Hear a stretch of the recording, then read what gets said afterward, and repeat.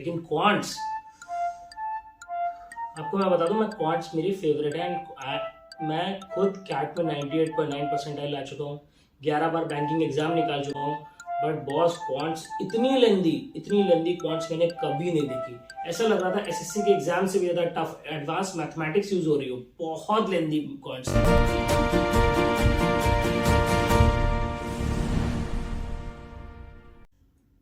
Hey guys, welcome back to my YouTube channel. Boss आज बहुत tiring day था।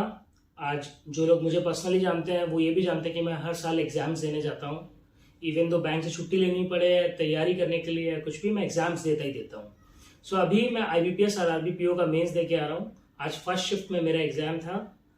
मैं आपको बता दूं, आईबीपीएस हर साल चेंज होता जा रहा है, हर साल। इसको प्रेडिक्ट करना बहुत मुश्किल है। इस बार ही देख लीजिए। आई होप जो लोग बच्चे दे के आए उन्होंने बताया होगा कि करंट अफेयर्स क्या रहा है। इजी से मॉडरेट पे शिफ्ट हो गया। पहले आपका मॉडरेट से टफ आता था, इस बार इजी से मॉडरेट। लेकिन क्वांट्स, आपको मैं बता दूं, मैं क्वांट्स मेरी फेवरेट है एंड मैं खुद कैट में 98.9 परसेंटाइल ला चुका हूँ, 11 बार बैंकिंग एग्जाम निकाल चुका हूँ। बट बॉस क्वांट्स इतनी लेंदी क्वांट्स मैंने कभी नहीं देखी। ऐसा लग रहा था एसएससी के एग्जाम से भी ज्यादा टफ एडवांस मैथमेटिक्स यूज हो रही हो, बहुत लेंदी क्वांट्स थी। तो सबसे पहले तो मैं अपने अटेम्प्ट्स के बारे में बता दूं कि मैंने अटेम्प्ट्स ओवरऑल कितने किए हैं। मैंने स्टार्टिंग से ही स्टार्ट करते हैं। रीजनिंग में मैंने अटेम्प्ट्स 28 किए हैं, कंप्यूटर्स में 20, जनरल अवेयरनेस में, क्योंकि इजी आया था। आपको अभी क्वेश्चंस भी मैं सारे डिस्कस करूंगा कि क्या क्वेश्चंस आए थे, कैसे क्या आंसर्स थे। 30 अटेम्प्ट्स किए। इंग्लिश में बात करें तो इंग्लिश में, क्योंकि इंग्लिश ठीक ठाक आई थी बट इंग्लिश में कोई ज़्यादा इतना टफ या इजी भी नहीं था, तो ओवरऑल 25 अटेम्प्ट्स रहे इंग्लिश में। कॉन्स की बात करें, द मेन गेम चेंजर, मुझे बताते हुए बहुत बुरा लग रहा है, मैंने सिर्फ और सिर्फ 18 अटेम्प्ट्स किए। जी हाँ, 18 अटेम्प्ट्स। सो बात करते हैं कितना हो गया टोटल। 48 और आपका 30, 78, 20, 98 एंड 116। देखिए, आपको लग रहा होगा अटेम्प्ट थोड़े ज़्यादा हैं, क्योंकि मैंने जितने लोगों से वहाँ पूछा कोई 90 बता रहा था, 92 बता रहा, 94 बता रहा। बट 116 किया, जिसमें मुझे एक्यूरेसी की अगर बात करें तो देखिए, जनरल अवेयरनेस में तो इतना गलत नहीं हो सकता, हार्ड टू हार्ड 1 या 2 गलत होगा। कंप्यूटर्स में भी गलत होने के चांसेस कम है। क्वांट थोड़ा लेंदी था तो हो सकता है थोड़ा जल्दबाजी में गया। इंग्लिश में चांसेस है थोड़े बहुत गलत होने के, एंड रीजनिंग में थोड़े बहुत। तो अगर मैं आपसे आपके सेफ स्कोर की बात करूं तो वीडियो में बने रहिए, वो भी बताऊंगा। एंड हाँ, एक चीज, आपको क्वांट्स और के क्वेश्चंस बताने की हिम्मत तो नहीं है मेरे।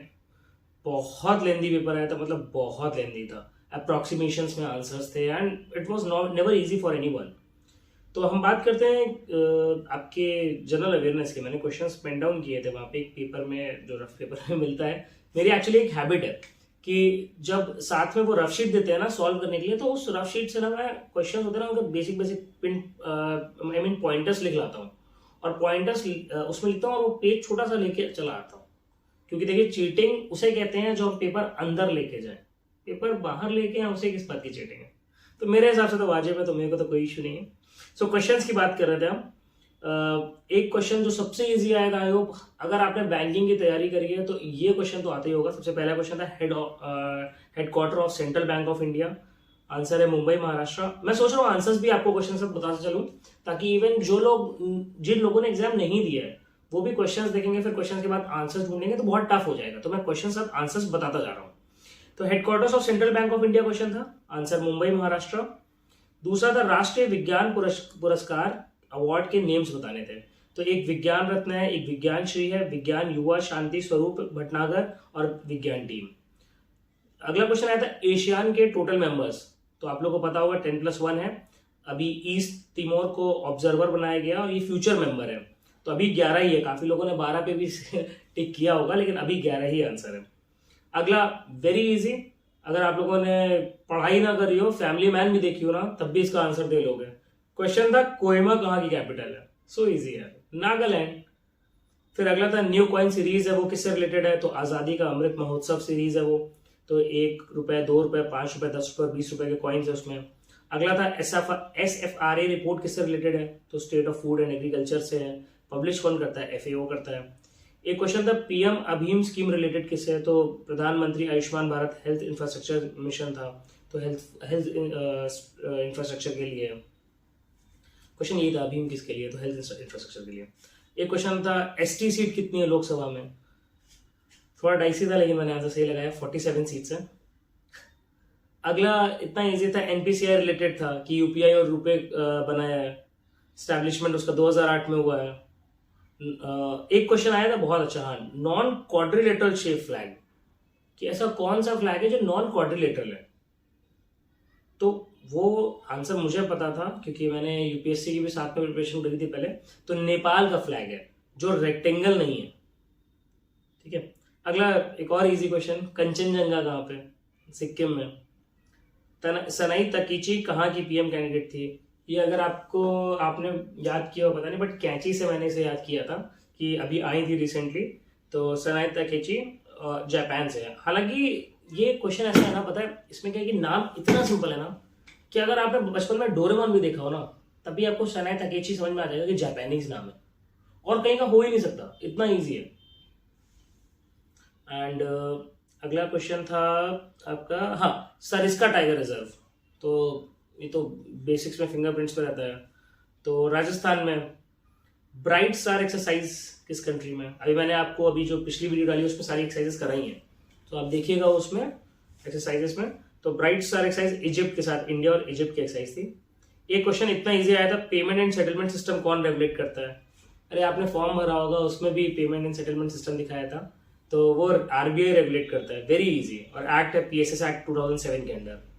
एक क्वेश्चन आया था, हाँ, अभी आपको रिसेंटली, आपने अगर स्पोर्ट्स को भी हो, मैंने अपने वीडियो में जो पिछला वाला डाला है जिसमें मैं आईपीएस आरआरबी क्लर्क मेंस की तैयारी करा रहा हूँ, उसमें मैंने ये चीज क्लियर, स्पोर्ट्स का भी एक सेगमेंट रखा है।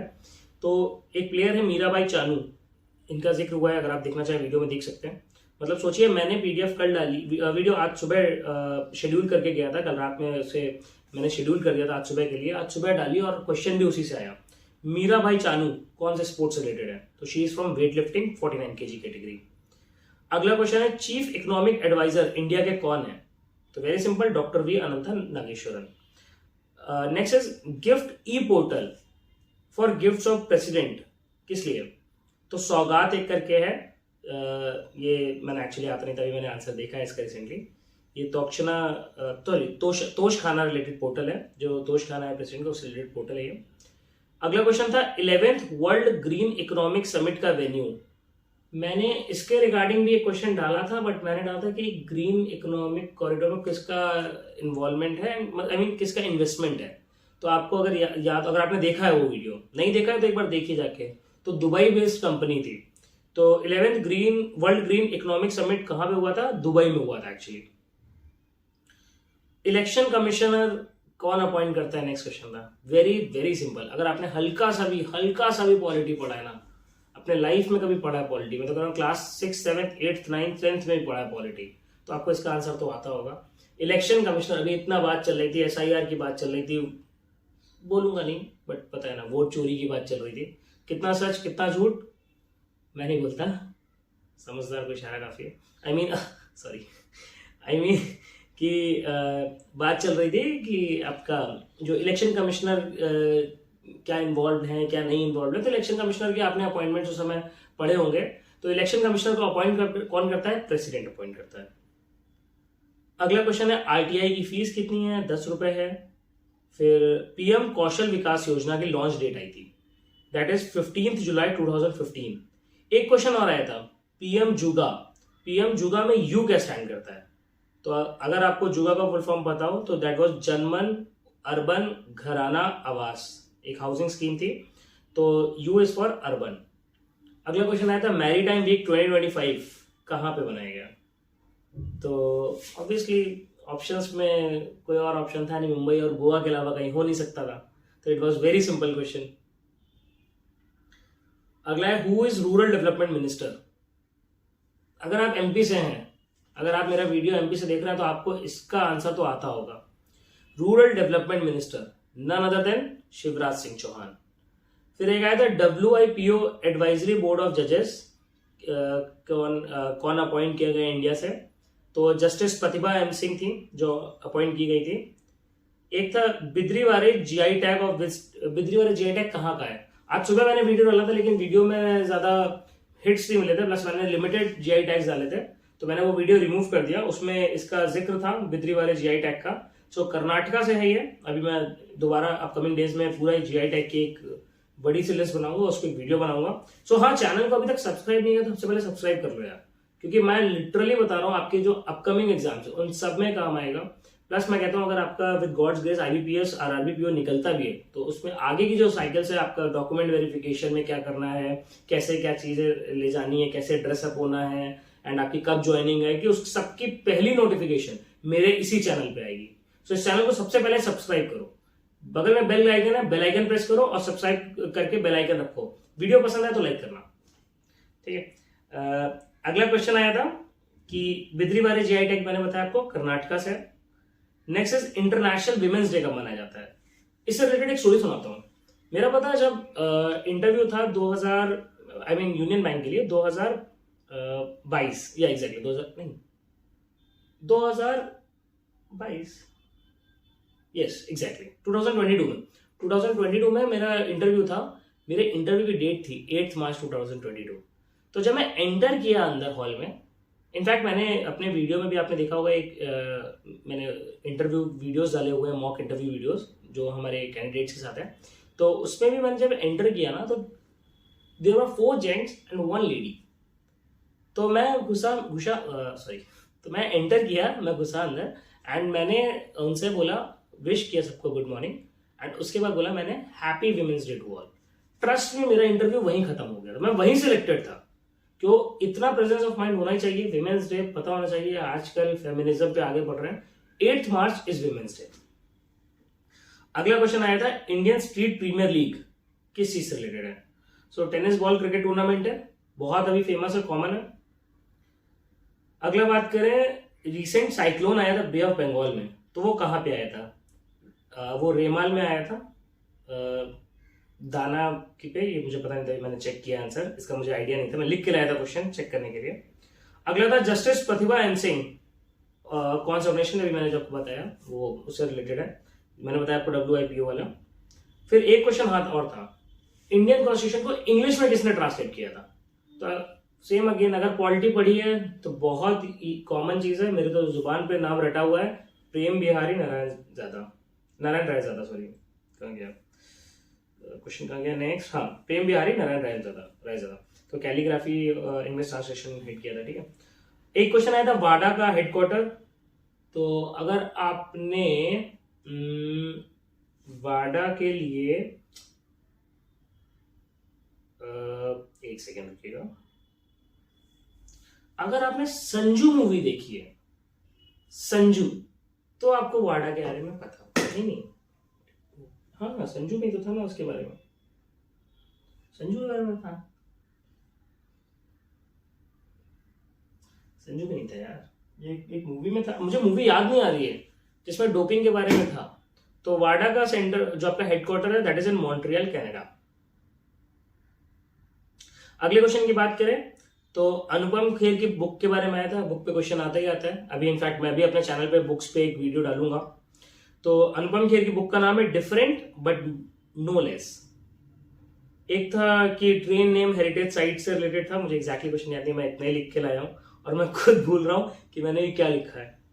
ट्रेन नेम से रिलेटेड कुछ हेरिटेज साइट से आया था, तो उसका आंसर है दार्जिलिंग हिमालयन रेलवे या फिर नीलगिरी माउंटेन रेलवे। तो मुझे एग्जैक्टली ऑप्शंस भी याद नहीं है, तो क्योंकि मैं अभी गूगल पे डाल रहा था क्वेश्चन ऐसे रिलेटेड, तो ऐसे कुछ आया था। और एक सीक्रेट माउंटेन से रिलेटेड था, वो भी मुझे याद नहीं सही से। एक आया था ट्राइबल आदिवानी। आदिवानी क्या चीज है? तो एक ये पोर्टल रेडियो है ट्राइबल कम्युनिटी अवेयरनेस के लिए। आदिवानी समझ में आता है, आदि वाणी मतलब ट्राइबल की वर्बल थिंग्स जो भी होंगे, तो फिर एक पोर्टल है ट्राइबल कम्युनिटी के लिए। मुझे आता नहीं था क्वेश्चन, बट देखिए these are traits of an officer. आपको आंसर भले ही ना आए, लेकिन आपका प्रेजेंस ऑफ माइंड इतना स्ट्रांग हो जाना चाहिए कि आप आंसर ढूंढो। आप उनके माइंड को रीड करो कि जब ये नाम आदिवानी रखा होगा तो क्यों रखा होगा। तो Adi is for tribal and Vaani is something that you here.